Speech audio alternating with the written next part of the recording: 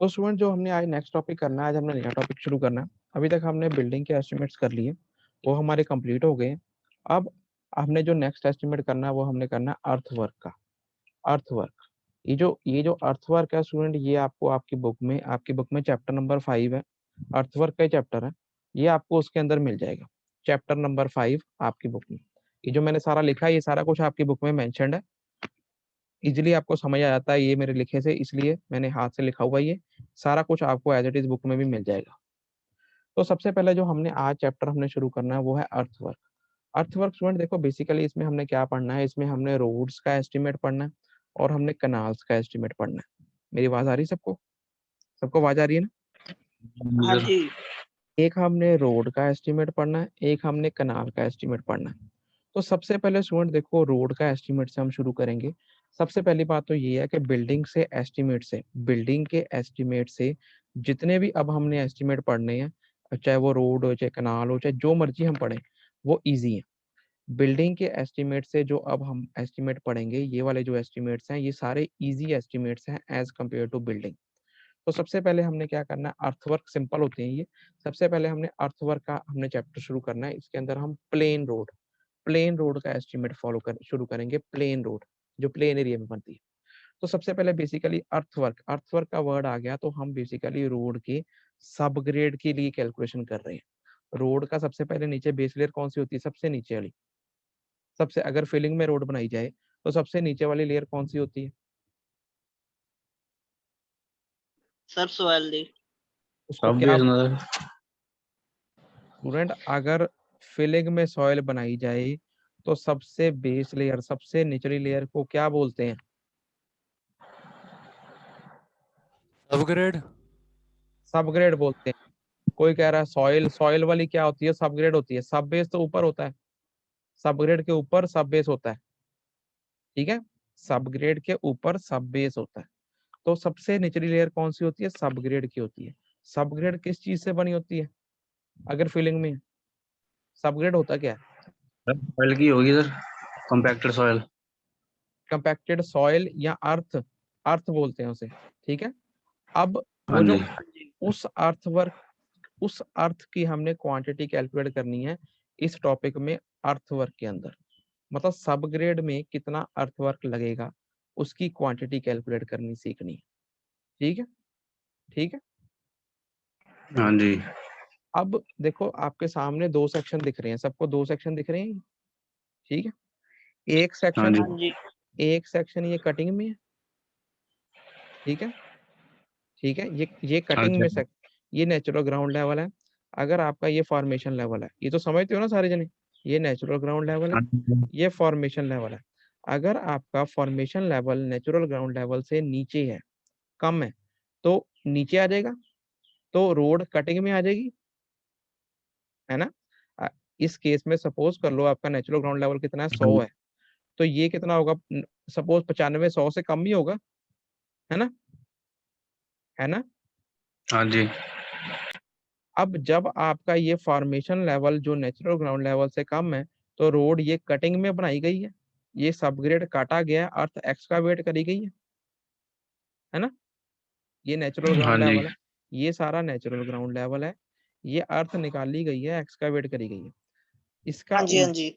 इसका उल्टा अगर formation level natural ground level से ऊपर हो जाए तो फिलिंग होगी, भर्ती डलेगी, है ना। हाँ जी। केस है जब फिलिंग का केस होता है। ठीक है, ठीक है, क्लियर है। हाँ जी। अब देखो ये है प्लेन रोड का जो सा है सेक्शन हमने काटा। जब कटिंग में, कटिंग का सेक्शन कंसीडर करो। सबसे पहले सपोज कर लो फॉर्मेशन, ये बी क्या होती है? ये फॉर्मेशन विड्थ होती है। ठीक है, ठीक है, हाँ ठीक जी। है। ये जो टेपर में है ये साइड स्लोप्स होती हैं। ठीक है, हाँ जी। ये जो साइड स्लोप होती है, सपोज कर लो ये S:1 है, तो ये हॉरिजॉन्टल इज टू वर्टिकल होती है। इसमें S हॉरिजॉन्टल होता है और 1 वर्टिकल होता है। पहली चीज हॉरिजॉन्टल होती है, दूसरी वर्टिकल होती है। ठीक है। हाँ जी।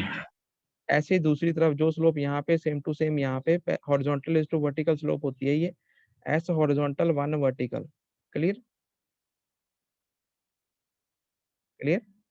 हाँ जी, हाँ जी, डेप्थ ऑफ कटिंग कितनी है, सपोज कर लो स्मॉल डी, ठीक है, ठीक है। हाँ जी, अब देखो, अगर मैंने इसका क्रॉस सेक्शनल एरिया निकालना है, मैं इसका क्रॉस सेक्शनल एरिया निकालना चाहता हूँ, तो ये अगर मैं इसको डिवाइड कर लूँ, ये बी है, तो अगर मैं इसको ऐसे डिवाइड कर लूँ तो ये भी बी रहेगा। हाँ जी, हाँ जी, भी, यहाँ पर एक राइट एंगल ट्राइंगल बन जाएगा, सेम टू सेम यहाँ पे दूसरा राइट एंगल ट्राइंगल बन जाएगा। हाँ जी, अगर मैं one right angle triangle, two right angle triangle और ये बिचकारली फिगर, इसका एरिया निकाल दूं, दोनों सबको ऐड कर दूं, तो क्रॉस सेक्शन में एरिया निकल जाएगा। हाँ जी, अब पहले मैं सेंटर वाले पोर्शन का एरिया निकालूंगा। देखो सेक्शनल एरिया नीचे दिख रहा है सबको, ये सेक्शनल एरिया, ठीक है। हाँ जी, ए इज इक्वल टू, ये बी है, अगर सेंटर वाले पोर्शन का एरिया निकालना है बस, तो ये बी मल्टीप्लाई बाई ये डी, बी डी, हाँ जी, हाँ जी, बी डी, ठीक है, हाँ जी, हाँ जी, plus 2 area of side triangles, एक ट्राइंगल को एरिया को 2 से मल्टीप्लाई कर दिया, ठीक है, plus 2 area of side triangle, ठीक है। हाँ जी, ਦੱਸਿਓ ਕਿੱਧਰ ट्रायंगल ਦਾ। अभी बता रहे हैं, सेंट्रल एरिया आ गया b multiply by d, b d आ गया। एक ट्राइंगल का एरिया निकालने, कैसे निकालने, देखो राइट एंगल ट्राइंगल का एरिया क्या होता है, half into base into height, half half into ये वाला बेस मल्टीप्लाई बाई ये वाली हाइट,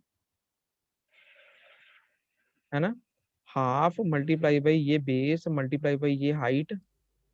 हाँ जी।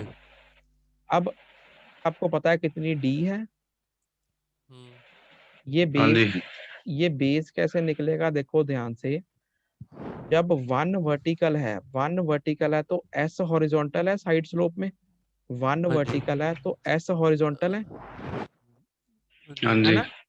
इसमें कितना वर्टिकल है, डी वर्टिकल है, डी।